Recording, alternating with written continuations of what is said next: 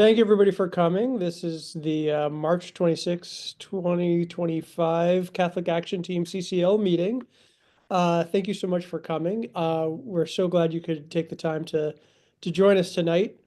My name is Peter Dugas. I'm going to be been asked to be the MC for the evening. So as a volunteer for Citizens Climate Lobby for a long time and a Catholic Action Team member. John is sharing his slides. Anybody? Oh, there we are. It took a while for it to come up. If you notice in the chat, John has just recently put in a quick and handy link. If you click on the last message, the blue highlighted text, it should send you right away to CCL so you can log your attendance very quickly and easily. So this is the rundown for the next hour that we're going to be spending with each other. Right now, we're just going through the agenda right now, and we're going to move from that into Sister Elizabeth's going to be sharing with us a prayer. And then we're going to be sharing the floor with Dr. Larry McAvoy, who's going to be talking to us and sharing a presentation about faith, climate, health, and opportunities for collaboration. And then we'll have a Q&A. I'll ask you to either, so if it's a small enough group, we'll just ask you to unmute, or if you're bashful, you can go ahead and write into the chat, and I'll be looking over the chat to see if anybody's got a chance to write a question that they wanted fielded by Dr. Larry. Then we'll turn to John Clark to talk about national update, and he's going to be sharing with us a recent video from our legislative team from Citizens Climate Lobby, and there'll be some chance for opportunities for question and answer after that. And then we'll close with any last minute thoughts and say goodnight around 9:30 Eastern time. So with that, maybe I'll move and we'll have the next slide. And Sister Elizabeth, could you lead us in prayer? Thank you. Lord, we come before you in darkness and look for your dawn. We listen for your still, small voice in the midst of the storm. Help us hear your words and speak them to others. Help us change the ways we live, that we may shine a light that leads to the world to you. As you brought new life to the world, bring new life to us today, that we may share it abundantly with others. United in hope, bound by our love for each other and the home we share. We pray this in your name, Jesus Christ. Amen. Amen. Amen. Thank you, Sister Elizabeth. Next, we're very honored to have Dr. Larry McAvoy with us. Larry lives in Montana, is deeply connected to land and nature, and is the author of Epidemic Leadership: How to Lead Infectiously in the Era of Big Problems. So we're really excited to have him, and I know that there's been an open invitation from the Health Action Team within CCL to join us. I can continue reading this. The book stems from his experience as an emergency room physician and later as a CEO of Colorado's largest trauma center. He's working in the Atlantic Archdiocese on a vlog with video and podcast series called People, Planet, and Health, where he explores the intersectionality between climate and health from a people view through expressions of faith. So Dr. Larry, thank you so much for taking the time to be with us tonight, and the floor is yours. Thanks, Peter. Appreciate it. Good to talk to you all a little bit, and always an interesting experience when I don't know you yet. I think all of us probably have some overlapping perspectives on this call. I think I'll start with the fact that, in the papal encyclical Laudato Si, Pope Francis, as I say, and I don't know if this is accurate or not, mentions the word dialogue about 400 times. And it's not because he has a bad editor. It's because the challenge of the difficulties we have these days, the real big problems, the sort of messes I initially ran into in the ER and later throughout my career and beyond, have lots of potential approaches. And because they're so big, they provoke in humans kind of a lot of neurological response. Some of that is, to freeze up. Is this really happening? I don't know what to do. And we sort of do appropriately, or we put our heads down, which is appropriate, right? We all have our own square mile or our own acre to deal with. My parish priest tells me that all the time. We all have our acre to deal with. But that's interesting because our acres are all connected together, whether we mean literally or figuratively. And the other thing that happens to people is they panic. And when they panic, panicked people do unpredictable things. And sometimes people that are stressed get antagonistic. So that's just the way our bodies are wired. So dialogue, it seems to me, is one of those things that counteracts all those things. If you can get people into that. And I'm at a disadvantage here because I'm talking to you across screens and I don't know you yet. So I'm going to ask you to do something in the spirit of dialogue while I'm chatting, which is just pop something into the text tonight about, or the chat rather. What's most important to you with regard to this issue of, let's just say, faith and climate? And there are no wrong answers. I have to try to read these really quickly while I'm talking, so no exegetical treatises, please. And Trudy asked me to talk a little bit about the connection between how my faith influences my work on climate change and health.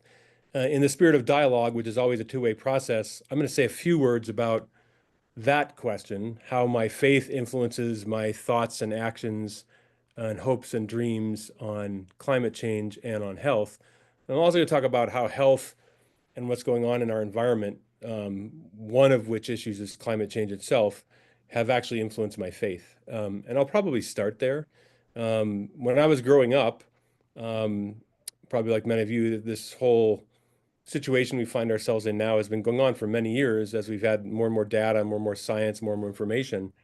And my parents told me when I was young, you know what, we have good institutions, we have good leaders. It may look like we're not going to do anything, but we will.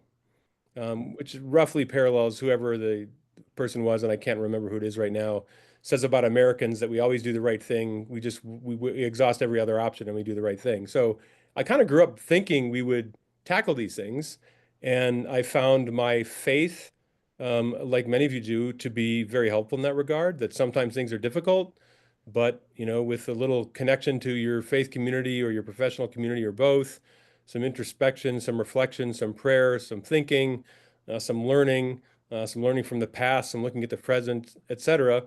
We'll work our way through it. And that generally held up for me as a method. It held up in the ED.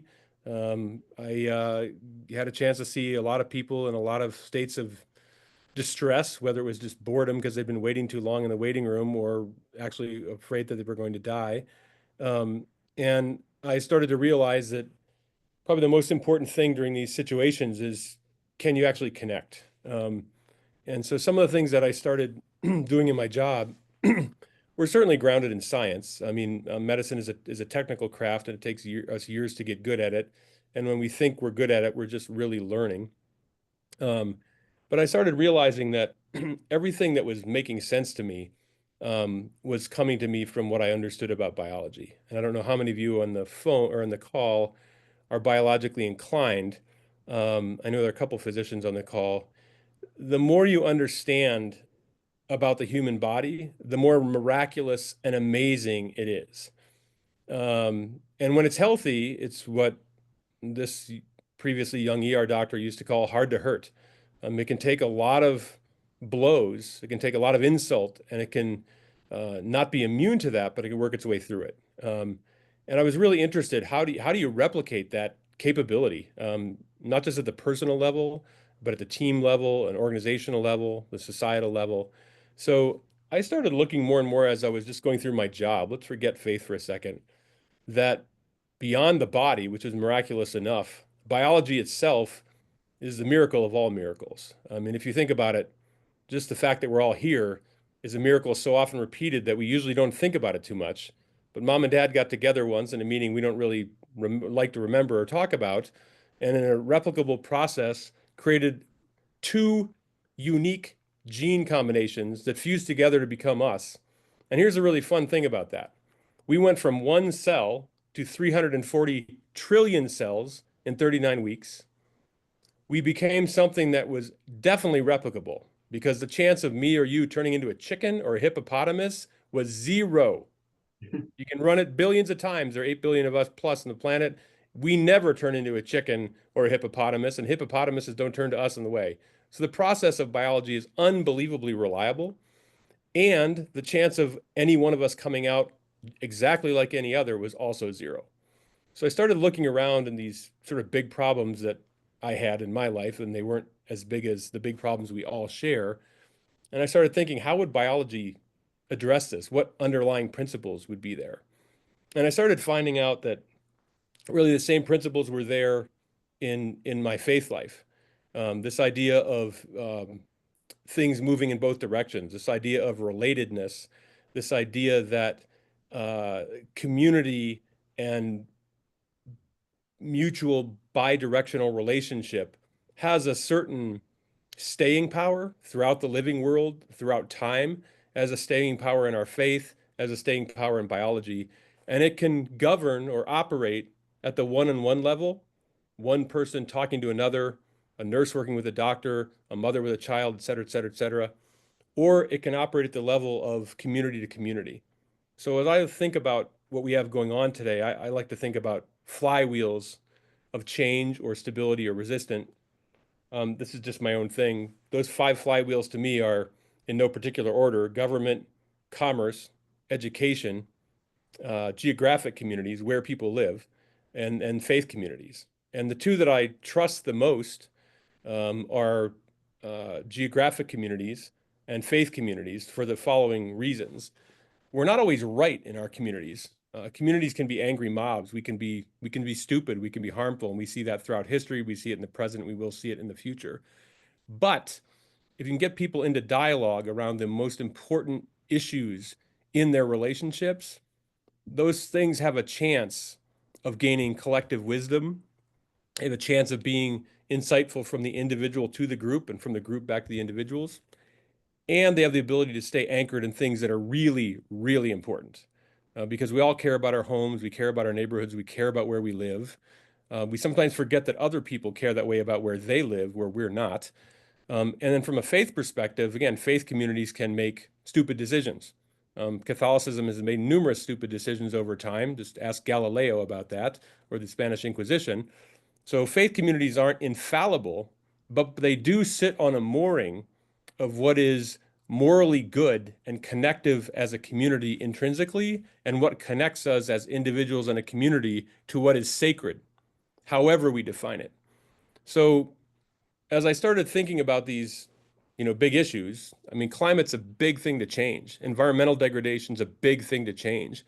The throwaway disposable culture that we are immersed in is a really difficult thing to change. Getting from an extractive mentality, which humans have been allowed to get away with for a long time. When there are only 1 billion people on the planet and the planet is big, man, you can do a lot of mining, you can fight a lot of wars, you can beat up a lot of soil, and you're okay.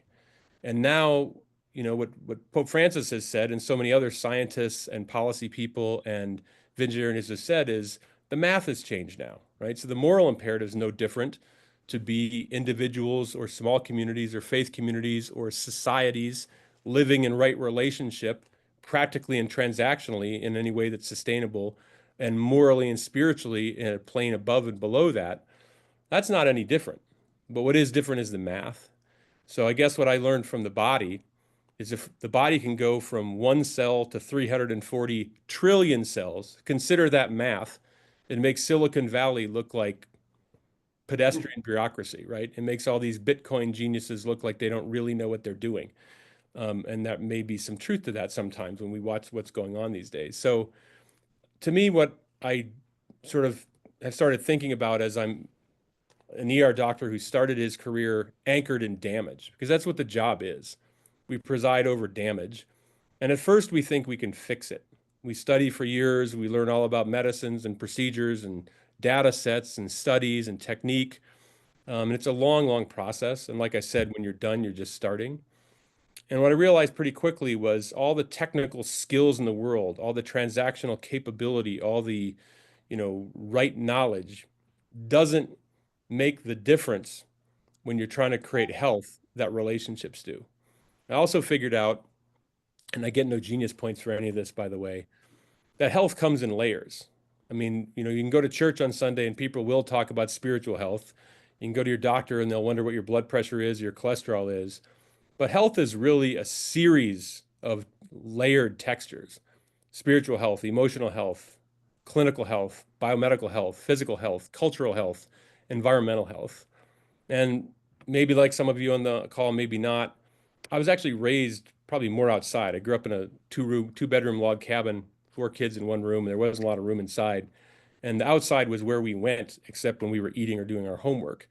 And so being outside, my parents had me outside. They were both scientific people. One was an internist, the other was a biochemist. I realized that being immersed outdoors a good part of the time gave me a different lens on the science that I learned. It gave me a different lens on human community. It gave me a different lens on my faith. I'd like to point out something I think you all realize: this emphasis, or let's call it an attempted emphasis, because we're not deep and wide enough into it yet for maybe any of our taste, on integrating or creating an integral ecology in our individual lives, our parish lives, our community lives, our society lives, is not a new idea. It's not new at all. You can go back to Genesis, you can go back to the Gospels, you can go back to Catholic tradition, you can go to many of the faith groups around the world, or faith denominations or disciplines around the world: Buddhism, Judaism, Islam. In sort of borrow a phrase, everybody's doing it, right? So this isn't new, and it's not doctrinally challenging. It is very, very challenging to us in a way that we're really called to make a systemic mass conversion now in a way that humans have never had to do before. I mean, a few of us have done it at the individual level, but we're now having to literally redesign our civilization while there's not enough time, while we're arguing about it, while some people are hoping we don't bring this topic up, and while there are significantly different motivations in the whole stew pot that are affecting not just what we do, but the very clarity of awareness and conversation before we even get to the level of trying things. So if you're looking for the toughest challenge of all, and as an ER doc, I really liked tough patients. The harder things were, the more I enjoyed things. And that wasn't, I hope, egotistical of me. It's just, we sort of make our way when things are really tough. Well, we're in those moments now. And what is our guide? I think the linkage of faith, all faiths, and scientific knowledge is absolutely indispensable in this era. And I don't mean that in a vague sense, media headlines. I mean it at the interface level. Can we get children to actually have an experience of community, environmental community, family community, neighborhood community, that helps them understand, wow, this health thing, it's more than, do I have cavities or not, or what my blood pressure is, or do my mom and dad going to die young because they have cardiac risk? Health is what allows humans to keep going, to have beliefs, to have dreams, to have things to work through. I have had the occasion twice in my life to be chronically and disastrously medically ill. Probably some of you have had this as well. There is no contest to the ability to get things done, look to the future, stay solid on 2 feet or one when you're sick versus when you're healthy. Peter mentioned the book was grounded in my experience as a physician and as an executive. That's true. It's also grounded in my experience in impoverished communities and in entrepreneurial communities that aren't yet stable. They're like any of us after mom and dad got together, maybe inside 4 weeks, when the rate of spontaneous abortions in humans is about 50%. That's how dicey putting all those genes together and rolling those 340 trillion cell combinations is. It's not a certain thing. And I've had the good fortune in my life to spend a lot of time with people who are poor, who are in very distressed governmental systems in Africa, and who are in fragile early companies where survival is not guaranteed. And my own illness taught me a similar lesson. We like to think, because the sun gets up every morning and goes down again, that everything will be fine and that our woes are small. And to some degree, that's good wisdom. to some degree, it's denial, right? I mean, if you're in a small company or you're in a slum in Africa, your future will not be fine unless you do something about it, and unless you as yourself, you as your community, and you as probably some help from other people as well. So I've started to think about health as a lens to get at these tough conversations, because we know there are places when you say climate change, you're stuck. If not at zero, you're in a negative territory before you can even get a dialogue going. But I have yet to find anybody around the earth in any language, in any state of health, who says, I don't want to be healthy. I want to be unhealthy, and I want to promulgate unhealth, and it makes me feel good when I do. Even people that do promulgate unhealth, their own or others, and there are plenty of those things, or businesses that promulgate unhealth, and there are plenty of those. No one wants to say, I'm for unhealth. I want to tear it down. I want everything to be really unhealthy. Let's go. So I found health to be kind of a nice bridge to conversations about into dicier waters, where faith and science are, to me, they fit together. I don't have a need to have the same faith as someone else for their faith and science to fit together. Like a lot of you on the call, I live and work with people from all walks of life, including atheists, by the way. And I think there is a bridge between the sacred and the scientific when we start talking about health, because we can take health to the individual axis, we can take it to the community axis, we can go wherever we want with it. And so for me, I've just found it to be a nice door. I guess I'll also say, and Rob and Lori Byron are on the call, maybe some other physicians too. It's really odd when people find out you're a physician. If you're being an idiot and using really long words and no one can understand you, it can be off-putting. But interestingly, if you're on an airplane or somewhere and someone finds out you're a doctor, they start telling you all sorts of things and asking you all sorts of questions that I don't think that they would normally ask. And I've had some really interesting conversations in that regard. So, um, you know, is that me personally? No, I'm not sure, because I bother a lot of people personally. So I think there's some currency to framing this conversation about health, where people can see it as their individual health and the health around them that they care about, allows them to think systemically. How do all these things connect, little to big and big to little and back again? How do they connect across these different disciplines? And how can they get me to think both about myself, my best person, and to have empathy for other selves and all of us together? And if you can get that threshold crossed, then you can start having some conversations where people begin to move on this arc that Francis calls so aptly conversion. It's not platitude. It's not, well, let's just try something. I mean, for us to deal, substantively with the issues of our time, we have to start thinking and acting systemically. As individuals, we have to do that, but the very definition of the word means we have to start doing this stuff together. And systemic action doesn't mean monolithic, everyone agrees all the time, we have no arguments, we figure this out in 2 sentences and we're done. That's sort of geology, right? Rocks are built, they last for billions of years, you can pound them, you can melt them, you can twist them. They don't do what chickens and hippos and humans do, right?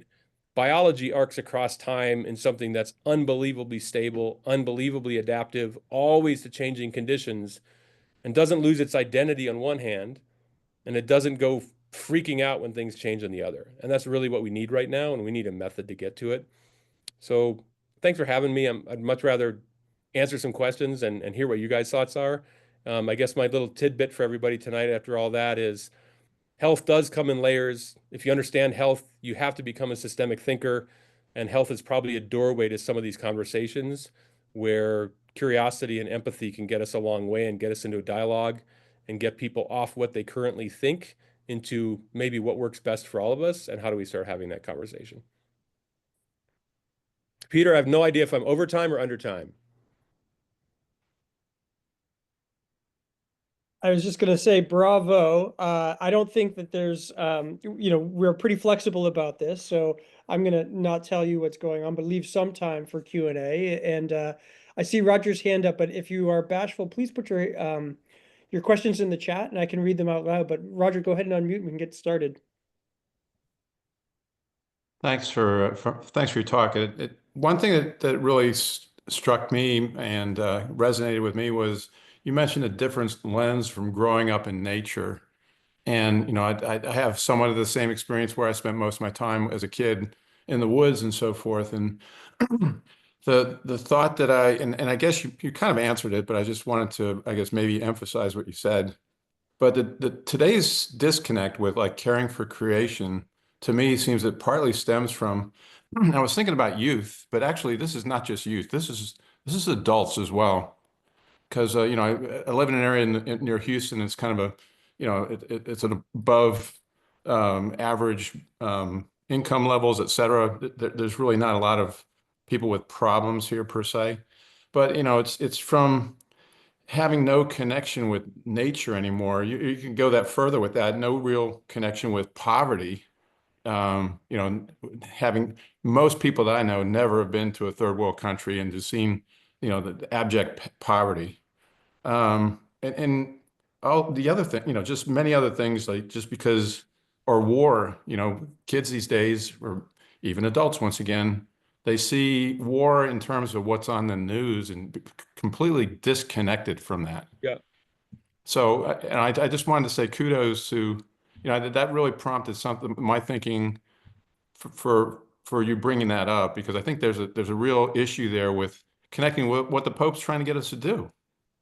Yeah, I'm glad you mentioned that because there was one thing I forgot to mention, which is that from a health perspective, you can take a person who's raised in the wilderness or a rural area or an agrarian area or an urban area, and if you put them outside, provided they're not afraid that they're going to fall off a cliff or get eaten by a bear or something, their physiology normalizes in a healthy way. Their cortisol, their stress chemical goes down, their blood pressure will drop, their immune system works better, their neurochemical milieu, the soup in their brain, the neurotransmitters that fire and the ones that quiet down, have a universal human response. We don't understand this fully yet. And there are lots of things out there that we should all go do, right? Go forest bathe, right? But I think what this points out is our absolute connection to this planet. And sometimes this conversation that we have is too cognitive for me, right? And by the way, I'm a scientific person, so I'm not knocking science, data, or cognition. But there are reasons we raise our children or love our grandchildren or tend our garden that are beyond the economic and the transactional. And health is the same way, and our relation to the planet is the same way. It is an umbilical relationship, right? Scientifically, no planet, no us, period. So Elon, all you want, go to Mars, pop off that helmet, see how you do, right? Will we maybe one day be living on Mars? I don't know. Probably technically possible. I don't want to live on Mars because Mars is not home, right? So I think that sometimes when you mentioned youth, we've got to find a way for people to help realize that a healthy environment, by definition, has healthy impacts on the individual, and healthy individuals begin creating positive, healthy environments. They do that when they're families, they do that in their business, they do that in their schools. We should have that same relationship with our planet. It begets us, and we beget it now, right? I'm not saying at the prime mover, author of life level, that's God. But we are literally molecularly of the ground. That's where we came from.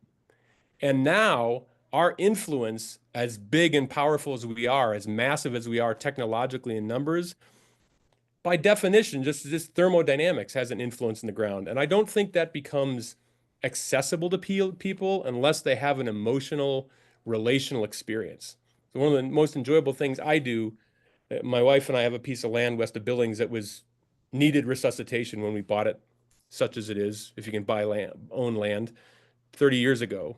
And it was hurting. And now it just boils with life. The water table's back, the streams are flowing where there was dry dust. I mean, it's almost biblical. And what's really fun to me, well, being out there any second is fun to me, but what's really great is we have groups come in, and they're not necessarily biological or scientific people, but they'll go out our door, and the first thing they'll kind of say is, oh, it's pretty, right? Like it's a postcard. Not bad. It's better than saying it's ugly. And if they'll sit there for a few minutes or here for a couple hours or a couple days, the power of the place oozes into them and has a profound impact. So to your point, I guess a question I'd ask is how can we get more relational, immersive, somatic experiences, which to me would sum up dimensions of a key spiritual experience as well around land and the outdoors, because trying to have this conversation about climate when we're in our heads and on email just isn't the way to go relationally or somatically. There's another hand up. I'll stop talking. Thank you. Go ahead, Steve. I was just struck by your comment about nobody wants to be unhealthy. And that rings to me because in so many ways, we don't apply that to our planet and to our common home, as Pope Francis would instruct us. I don't know how we leverage that connection. But in fact, through, I guess, our collective lens here, we see that our home is getting sick.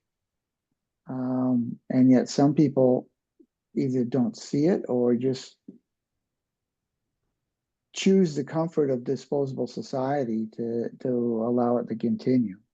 So I liked your analogy. I've become fascinated with this idea of conversion. What does spiritual conversion look like? What does emotional conversion look like? We've all seen people change their minds or change their whatever, their faith, their conversion stories all around us. We need a conversion story about the health of land and people. And we have to find a way to make that accessible in a million little ways. I don't think it's one Sunday where all 8 billion people are going to pack into church and hear a sermon from some perfectly wonderful homilist and go, oh, okay, we're done, right? It's not that kind of process. And I think there are many routes and many ways.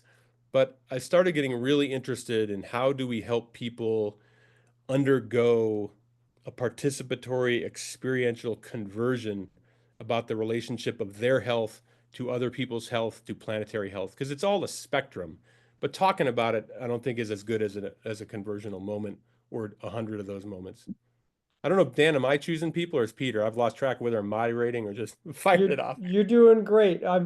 Dan was the one we should pick next because he's the next guy with his hands up. But maybe we have time for one or two, maybe more questions. Go ahead, Dan. All right, thank you. First of all, Larry, this is just this is right up my alley, what you were talking about here. And the question I have is this idea of participatory experience that you've talked about. That's landed for me because I'm really came into this more of an activist, and now the faith part is coming from that, which is not the way it works often. But in dealing with my own grief and all this work, I kind of immersed myself into trying to come to faith, I guess. So for me, the participatory part, which I think is wonderful, is I do a lot of work with Rob and Lori and others in that community around the country. And I just feel great when I'm on a Zoom call, when I am interacting with these folks. But it's an advocacy point of view, right? We're getting together to do something.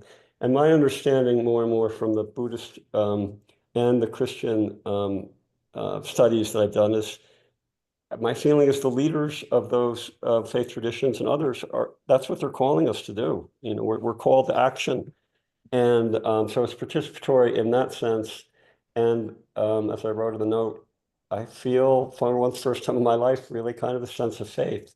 It's because I have faith in these folks who I work with. And then underneath that is what you were talking about, the amazingness of life and birth and all those things. So it comes this big full circle. So anyway, I'm just wondering what your thoughts are about participation as it comes to advocacy and faith and those linkages. I'm glad you mentioned this. The book I wrote was a geeky thing that like maybe 5 people have read, and like they probably all fell asleep before they got to the end of chapter 1. But it's about this idea of systemic change and how do we access it. My personal thought, for what it's worth, is I think we need to redefine what advocacy, evangelization, discipleship looks like, whatever word you want to use, because I think in this era, it's not the opposite of what it was, but we have to find out what are the tools that in a dignified, participatory, volitional way move people out to in and into out, not one or the other, right? And we have loads of science on this, right? Humans don't make isolated decisions no matter what they think, and they're fully capable of making a decision despite a lot of external pressure. So I've gotten really interested, you mentioned activism. what does activism look like in this context? What is its ethos, its context, its strategy, its tactics? I don't think it can be the same activism, right? And I would say the same thing about evangelization or discipleship, which Francis is emphatic about, maybe not 400 times, but at least 200. He basically says we need a mass systemic community conversion that is a species we've never encountered. So let's start figuring out how that happens. I don't think it happens big to small. I think it happens the way the body grows from 1 to 340 trillion. It goes from small to big. But we got to think about scale, right? I mean, I hope all of you have really, really wonderful lives. I really do. I hope that you're blessed with that. And if that happens, the systemic part of me is like, so what? You know that story about the kid and his mom or dad or whatever, and they're walking along the beach with the throwing starfish back in. And someone's like, what are you doing that? It makes no difference. And the punchline is, well, it makes a difference with this starfish. That's a both and story to me, right? Okay, I'm glad you threw one starfish back, and I'm glad for that starfish. If you got a starfish die-off, the loss of a species is a big, big deal compared to that one starfish living a couple more days, right? And so I looked at the chat. I think we all have a similar thought about this. What do we do about our grandchildren and our grandchildren's grandchildren? What will we tell them? Because we are telling them something, and our ability to archive this and have stories about it is better than ever. We can afford to say 7 generations before us. I don't even know who those Irish and German people that turned into me really were. I got a couple names maybe and a date when they hit Ellis Island, but I don't know them. Well, they're going to have video from us. They're going to have a lot of archives and be looking at us saying, what were you thinking? I happen to be living in a part of the country. We have 7 Indian reservations in Montana. And there's an unlanded tribe as well. I live in a place where there were 55 million bison, and we erased them all. And in our state, we won't even call them a wild animal. We've deemed them livestock because we consider them dangerous to us. How do you get over these things?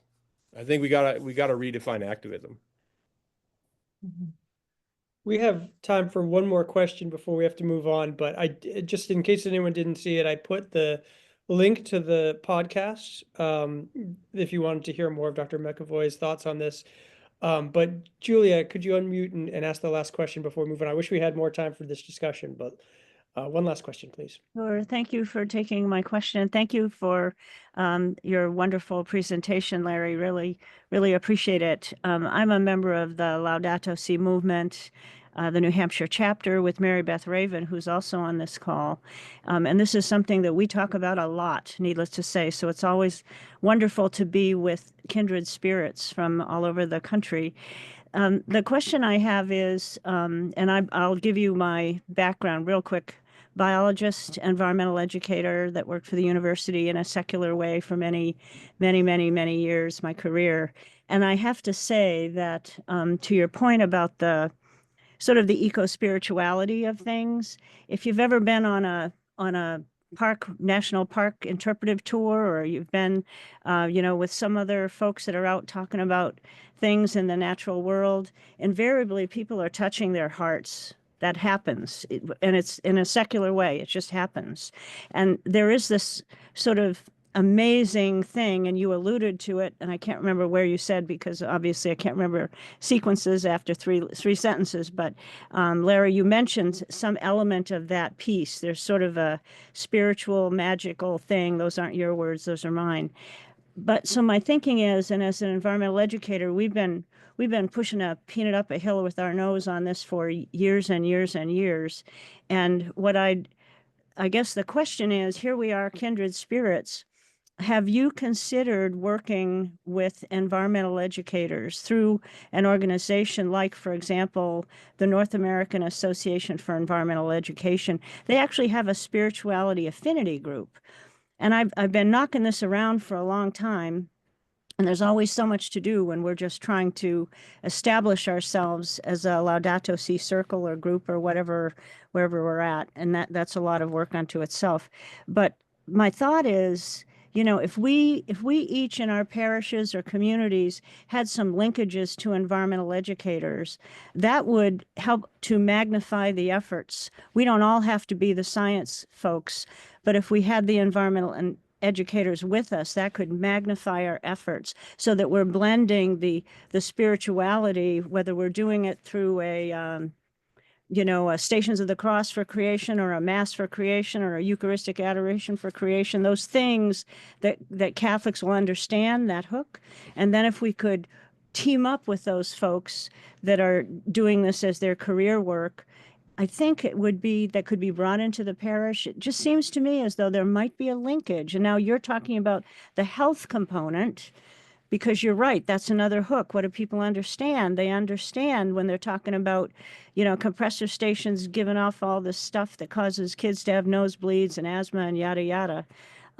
So what's your thoughts about the linkage of that extra? So there's the Yeah. science folks, the health folks, and this. Well, I'll say amen and hallelujah briefly. And I'd say, you know, I mentioned system design and system thinking, all of the body, whether you're talking about the spiritual body and, you know, the Trinity, you know, from, with, through, or you're talking about biology, right? It's all about interfaces.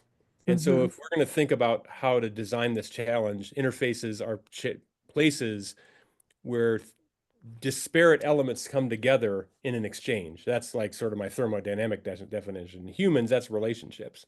So I think that we've got to have two relationship domain skills. One is for people that are already, let's say, unaware to mildly interested to also interested. And if that's science and education, if that's faith and education, if that's outdoor education and whatever, I mean, I'm sure we could start making lists of our interfaces and come up with a pretty impressive list. So someone thanked me for my podcast, not my podcast. I'm on it with Jay Bassett, who's here, and Kat from the Archdiocese of Atlanta's Peace and Justice Office. So we're trying to be multidisciplinary ourselves. So I think one line of those interfaces, to your point, Julia, is people who are willing and open or already fired up. And again, we have to think about not just the face value of that interface, but how do we leverage it into multiplicative, attractive, compelling, you know, more interfaces, right? And then I think there's another set of tools, not that they're different people, but how do we deal with resistance and apathy? I had the opportunity to be sort of, as I like to say, leadership tooled since I was about 15 through all my various jobs. And in my experience, activism and leadership development, things like this, don't spend enough time on how to address resistance from a strict strategy and design perspective. I'll just give an example. I'm not happy with the U.S. Council of Catholic Bishops and how they've handled this issue. They're not out in front enough as our women religious are, right? What do we do about that, right? Just say, oh, well? I think, oh, well is a bad answer. I think me going up and yelling at a bishop, also a bad answer. So we have to think about when we find resistance, how do we learn from it? And how do we move with it and move resistance as well? And I think if we don't have strategies and tools for both of those, we lose. But I love your idea. Create more interfaces, see where they go, right? And ask that question specifically. How is this good, but where else can we take it? You may not have time, money, resource, whatever, to take it anywhere right away. That's okay. But we should be thinking always, right? The minute I was a zygote floating around on my mom's uterus, one cell, man, my DNA was planning. Let's get the 340 trillion. We have 39 weeks. Let's move, right? No one said, whoa, dude, too fast, too much. No. Life's saying we need a fully formed human, right? Able to handle cardiorespiratory stuff and pee and poop and cry and all that stuff. You don't need to be an astronaut. You don't need to be a priest or a bishop or a scientist or a doctor. None of that. But at 39 weeks, baby, we need to get to 340 trillion cells. I don't think we think about this enough yet. And I'm not saying we need to be perfect, but we need to put that challenge in front of ours. How do we deal with resistance and how do we deal with curiosity and energy in a multiplicative way? I'm not really interested in this topic, as you can see, though, Peter. It's your passion comes through beautifully, and we're so thankful for you prompting this. It's very thought provoking, and I think we all kind of struggle with like how to meet the challenge of the moment in this perilous time, and and bringing our faith and action together and not exhaust ourselves with all the efforts. So thank you so much for making yourselves available. There was something in the chat asking for your email address. I did not put that in there because I didn't want to take I'll the put my liberty doing contact that. stuff in. I'd love I to talk thought to any about of putting you. it. Go ahead. Sorry. I'd love to talk to any of you, and Richard Rohr is amazing. Yeah, I was gonna put your email address just on Signal and see on the top secret thing and on Signal and see if it got anywhere. No, But Infiltrating the White House in the best way possible, right? I think I was on those texts and I just deleted them. I thought it was just another whack job. So who knows how many people got that, you know? thank you so much for being here, and Thanks for having me. I'm encouraged to continue the conversation. But I should hand this over to John to share with us what's going on with CCL National and legislative updates, and he's going to share a bit of a video if we have time for it still. We do, yes. Thank you, Peter. Thank you, Larry. Excellent, very interesting presentation. Thank you. So yeah, we have lots going on with National. I'm going to share a video from Jen Tyler in our DC office. This was from Monday. We're working very strategically right now, and I'll let Jen share what's going on with things nationally. So we have an update on clean energy tax credits and also Fix Our Forest Act. This is about 12 minutes long, and then we'll have just a little bit of time, I think, for Q&A after. Yeah, so busy week, busy time, per usual in DC. They had a recess, so they were out of session for a couple of weeks. Now they're back. They're back for 3 weeks before the Easter and Passover recess. So they've got 3 weeks to get a lot of stuff done. The primary focus for these next 3 weeks, they got the funding bill out of the way. So we were talking a lot about the potential for a government shutdown. They were able to pass that. So that fortunately is off the table. So now the big focus is going to be the reconciliation bill. And they have 3 weeks with the goal being they would like to pass a budget resolution that the House and Senate have agreed upon to start the reconciliation process. So taking a step back, I've told you guys before that the budget resolution is what sets the instructions for each committee to create their portion of the reconciliation bill. A budget resolution has to be passed by each chamber in order for them to pass a reconciliation bill. That being said, each chamber can pass their own budget resolution and start their own reconciliation process, but in order for that bill to get to the president's desk, they have to have an agreed upon budget resolution that passes both chambers and is the same resolution. So right now, all that's happened is the House has passed their own budget resolution, the Senate has passed their own budget resolution. Now they need to come to an agreement. So that's what they're going to be working on for much of the next 3 weeks. And then after that, they would be able to, once it's passed both chambers, they would be able to move forward with a budget resolution, a budget reconciliation bill that could pass both chambers and get to the president's desk. In the meantime, while they are working on this budget resolution, we have heard from our committees of jurisdiction in both the House and the Senate that the committees are working on their portion of the reconciliation bill. So even though the chambers both have to agree on a budget resolution, that's what a lot of energy is going towards these next 3 weeks. The committees themselves, especially the House Ways and Means Committee, are working on their version or their portion of the reconciliation bill. So the Ways and Means Committee is the one that will be responsible for the tax portion of the reconciliation bill. And our priority is those clean energy tax credits, those tax credits that were included in the Inflation Reduction Act, the IRA. So that is what is going on these next few weeks. The leadership of both chambers, Republican leadership, is working on that budget resolution, but the committees themselves are starting to work through the details of the reconciliation bill and figure out where they want to land. I want to add one tidbit there of other things going on. As I'm sure many of you saw with the funding bill getting passed, there has been a lot of kind of chaos now on the Democratic side of the aisle because of that. So Schumer, ultimately supported the bill and had reasons for doing that, but previously had said that the funding bill would not have the support it needs to pass the Senate. So there has been a lot of calls from folks off the Hill, but there's some pressure within his own caucus as well, for new leadership, or at least for consideration of how they proceed forward and having a more firm plan. So while Republicans are moving forward on their reconciliation process, we also have this kind of a little bit of chaos happening on the Democratic side. So they're not as they don't have as much unity right now in terms of how to respond to some of this reconciliation stuff that's going on. So I just want to put that out there as framing so we can understand where everyone is right now and what everyone's kind of focused on.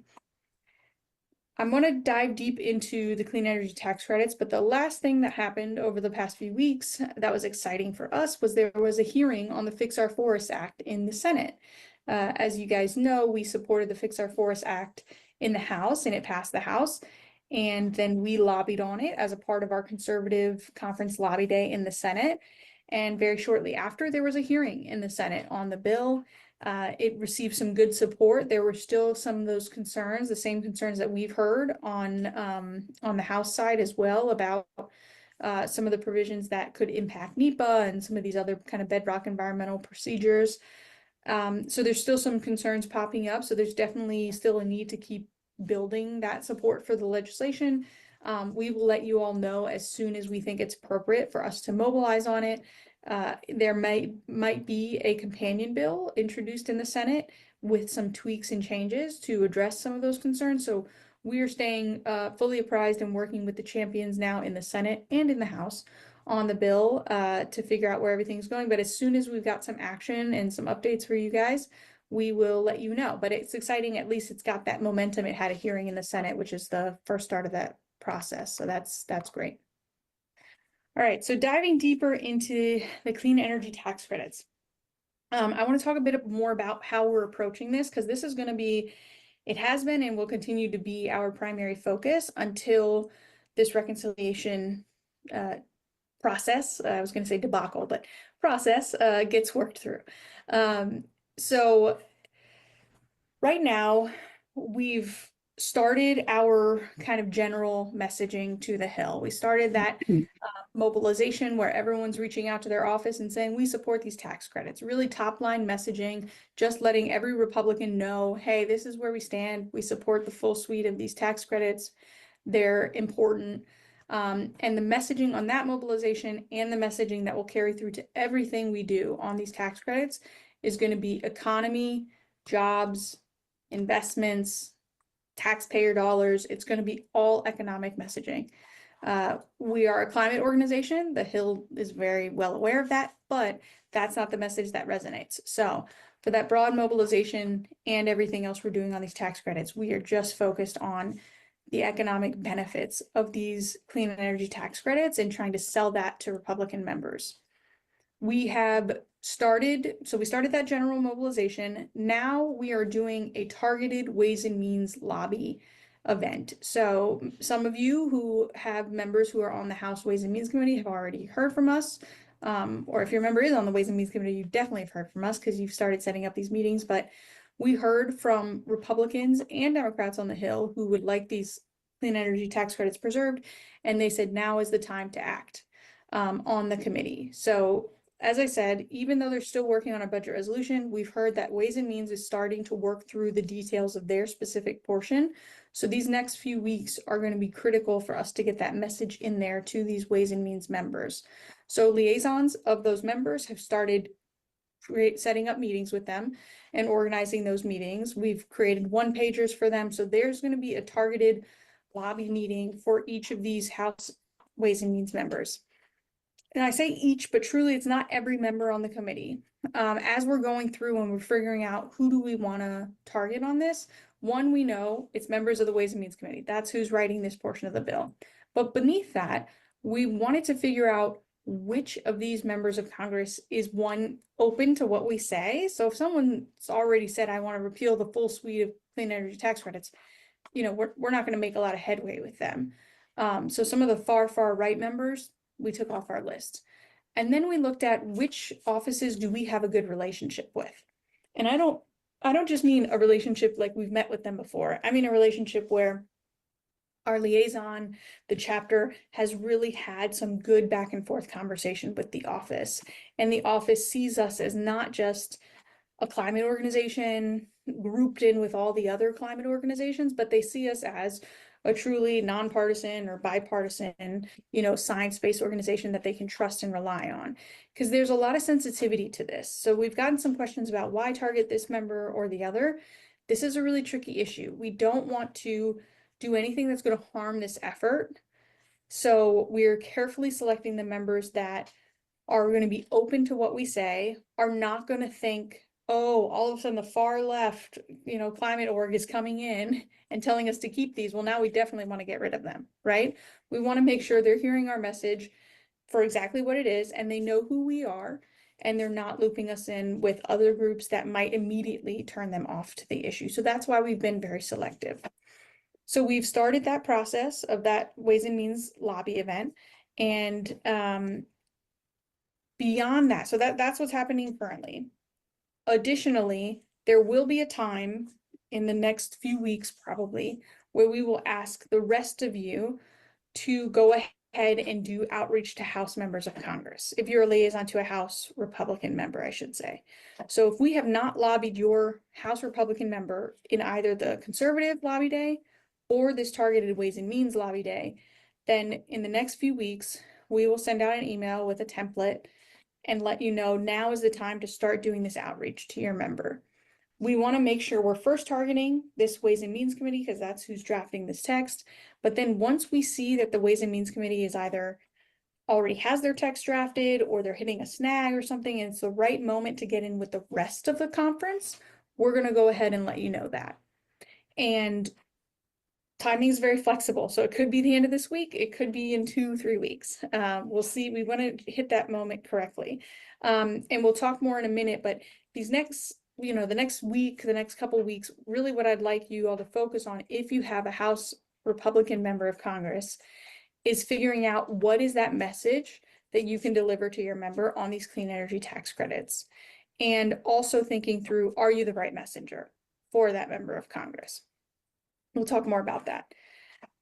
The additional things we will do beyond the House side is on the Senate side. Once they get a little further along the process, they're behind the House right now. We will do some targeted lobbying for the Senate Finance Committee. So if you have a Republican senator who's on the Senate Finance Committee, stay tuned because we will be doing a very similar targeted lobby meeting event where you guys will be setting up lobby meetings virtually to message them, to lobby them on these clean energy tax credits. And then eventually we will do Senate Republicans. If you have a Senate Republican who's not on that committee, we will be doing outreach to them. So a lot of you are going to be hearing about this, needing to work through these issues. So stay tuned to all these different stages of this process, but we're trying to be very careful and strategic in this targeted outreach. I know we haven't quite done something like this before, but we want to make sure we're being as effective as we can be with the right members at the right time and pulling those levers in a way that's going to really kind of have an echo effect with the other orgs, the industry that's coming in, so they're hearing everything at the right time in the right way to move them on the issue. Thanks, John. That opens it up. I don't know if probably prompts a lot of questions, but we're almost at the end of the half hour of our hour here. But does anybody have any questions? We could maybe push this a little bit beyond half past. Yeah, hopefully that was it. Gave you a good insight of what's happening now. I know if you're in Democratic districts, you might be thinking, like, what's going on? It's kind of the opposite of back in 2022 when we were focused on the Inflation Reduction Act. We were, heavily working with Democratic districts and really kind of pushing on the offense. But now we're really focusing on Republican districts and kind of pressing on defense now. So yeah, it's a different kind of atmosphere we're living in. Steve, go ahead. Do we have any sense as to what our probability of success is on keeping these tax credits? I have some myself, but I don't like Yeah, I don't know if CCLs relate any. I'll take your opinion. That's nice. When back in December, we were doing or we were doing lobby meetings with everybody. I met with, I think, 14 different Republican offices, and I didn't get a sense of anyone wanting a full repeal of all the tax credits myself. I think um, maybe EVs are in trouble, EV tax credits. I heard a lot of pushback on that personally. But yeah, that's my opinion for what it's worth. I put in the chat that just remember, all of us on this action team are people of faith, so we can be praying Yeah. for this to contain. We're pushing Well- to keep them all for sure.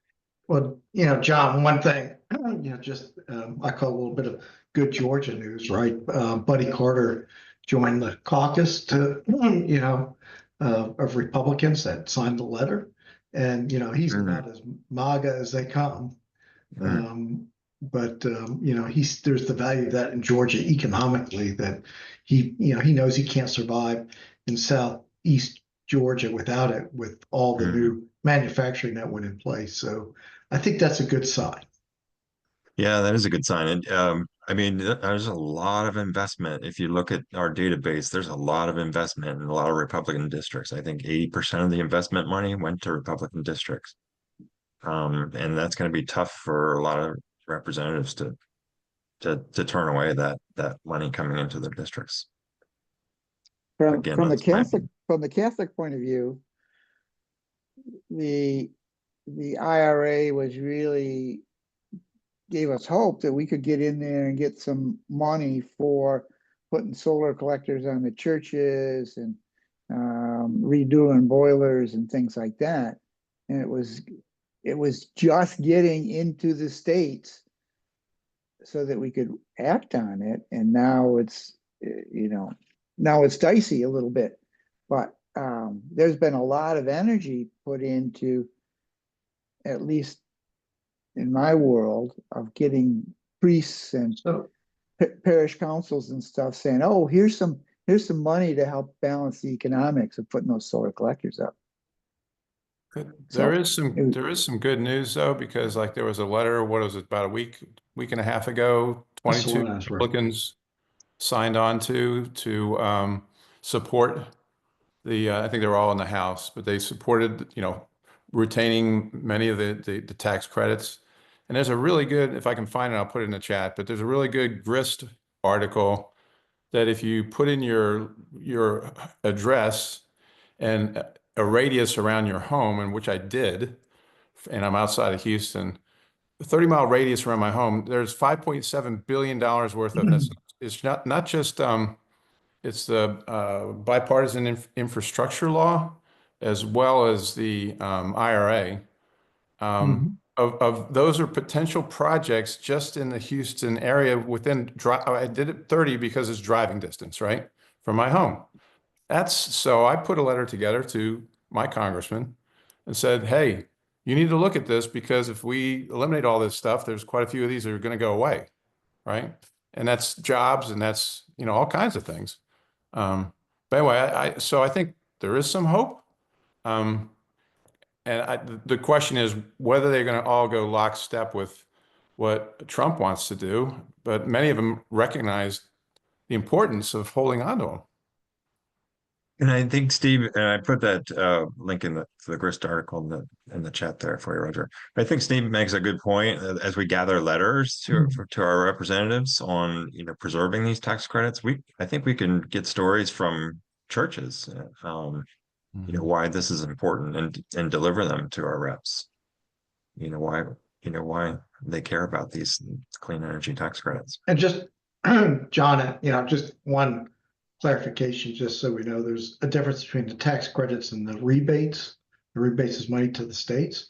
So that money's still going out and still has gone out and is still available. If you didn't know that.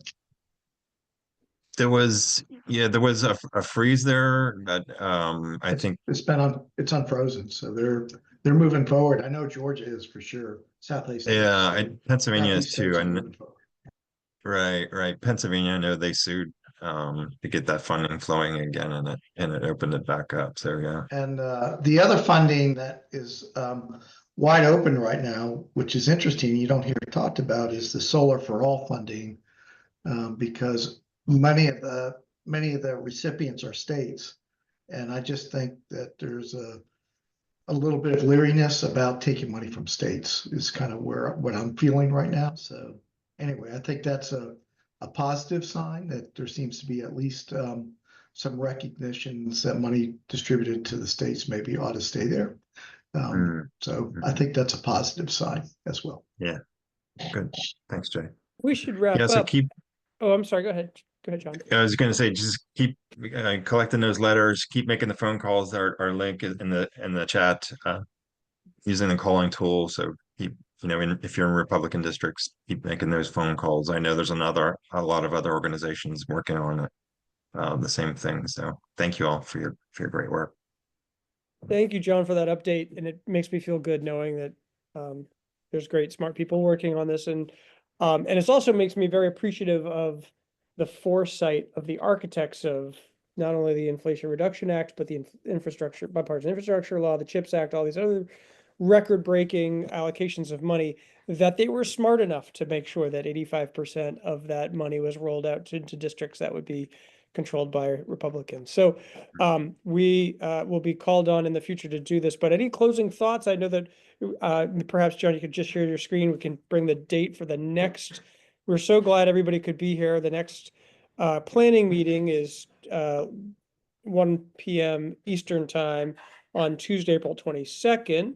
And then, of course, our monthly meeting is Wednesday night, Eastern time, 8:30, the last Wednesday of the month. So we'll hopefully see you there. Bring a friend. Thank you, Peter. Thank you all, everybody. And thanks again, Dr. Larry, for sharing your expertise, and hope to continue the conversation in the future with all of you. Bye-bye. Bye. Good night, all. Thank you. Bye-bye.